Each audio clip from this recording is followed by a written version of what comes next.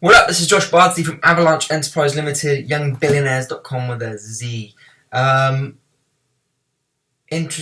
really want to talk about something today. I think that, oh, by the way, I'm not in my actual office right now. I'm in the home gym / back bedroom that is currently being used as my desk because we're moving into our new offices, which I'm sure you'll see plastered all over social media in a few weeks' time. So yeah, exciting times. So yeah, we're dealing with what we've got. Although it's nice in here, I like it, it's cool. It's pretty hot though. Anyway, back to the video. So, I really wanted to discuss something that I feel is so important. I think that most businesses aren't doing, and that is marketing properly. And bearing in mind, I'm not talking like I'm a marketing guru. I'm not talking about huge companies that are running very expensive marketing. I'm talking about SMEs. I'm talking about people that are marketing to the everyday business, the everyday consumer, that have to have a limited amount of people that they can market to. And the problem is that it's not that their marketing's not working, because you can always figure out. There's always ways to tailor and test and measure, and we can test and measure different marketing techniques, and that's not a problem. But the problem is that most marketing techniques nowadays do something called burn leads. They burn leads. They destroy potential relationships with multiple companies before that lead actually becomes, or that prospect becomes anything.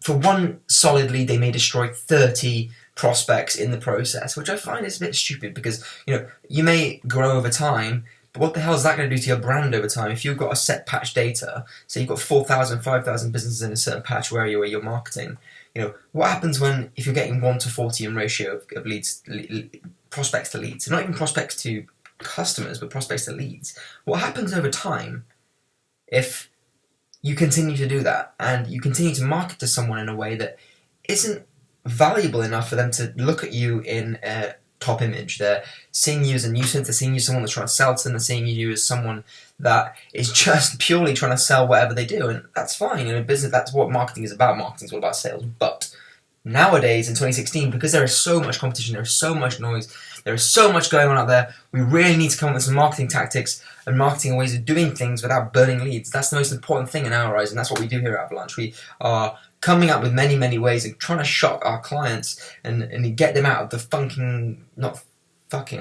getting them out of the funk that they're in terms of needing to get a lead now. Because although that often happens, that mentality is a burn mentality. That's going to hurt you in the long run. And it's all about instant gratification addiction, isn't it? It's all about that addiction to instant gratification. It's all about, most business people, most businesses, they are, or actually most people nowadays, most people in 2016 are this, right? This is the most instantly gratifying tool. If I don't have this by my side or in my hands, I need it. I need it by my hands. We expect things to happen so fast that we forget the most important thing in business, and that is what is the consumer want? What does that business want? What do they want from you? And what do they want to hear from you? They might want to buy your stuff, but they may not be ready. So what if you burn them right now because they're not ready when you want it now? You want that customer now. They're not ready, so burn them. And I'm not talking about you're not going to walk around them and stick a fire on them. I'm talking about you're going to walk up to them and you are going to utilize telemarketing, for example, cold call them, sell them like crazy on the phone with some outsourced company. You've never really heard them being trained. You just trust them for being good, and then they go and they burn 30 leads for one lead, and then they come to you with 5 leads at the end of the week. You're like, yes, 5 leads, solid leads, one converts, right? After a week of calling, and that's good going. If you get 1 lead for a week of calling, that's pretty phenomenal going. And bearing in mind, a week's calling in the UK is like 7 hours or 8 hours, because it's like a day. You don't pay for a full week unless you're outsourcing to the Philippines. But they come and talk to us about that. We could do that too. But back to this. So you've got this 1 lead, 1 conversion right out of 5 leads, but they called hundreds of businesses to get this 1 customer for you. And this company you don't know about or whatever, they called these businesses, they've talked to them, they've used their script, their sales pitches, and all they've done is just sell them, get rejected, on to the next one, sell them, get rejected, on to the next one, sell them, get rejected, on to the next one, sell them, get rejected, on to the next one, and so on, and so on, and so on, and so on. And each of those businesses that gets called is going nowhere fast. unless you can sort of repair a relationship quickly. Now, this has happened to us a few times because a lot of our clients are still working with companies that are doing instant marketing. Instant, all that instant branding, that's fine, but instant like lead generation, instant, I want it now, is a lot of companies are still doing it because it's still in fashion. Instant marketing is still in fashion, and so some of our clients are coming to us and they're still filtering out all these people, and they've got these people still going, and it's kind of overlapping, for example. And there's a message went out the other day where we messaged one of our prospects that we thought was a very phenomenal prospect, could be a great client for our client, and we were going through our nurturing process, and then we got a message back saying, yeah, I've just been called by your team. I didn't realize I accepted a call this fast, or something like that.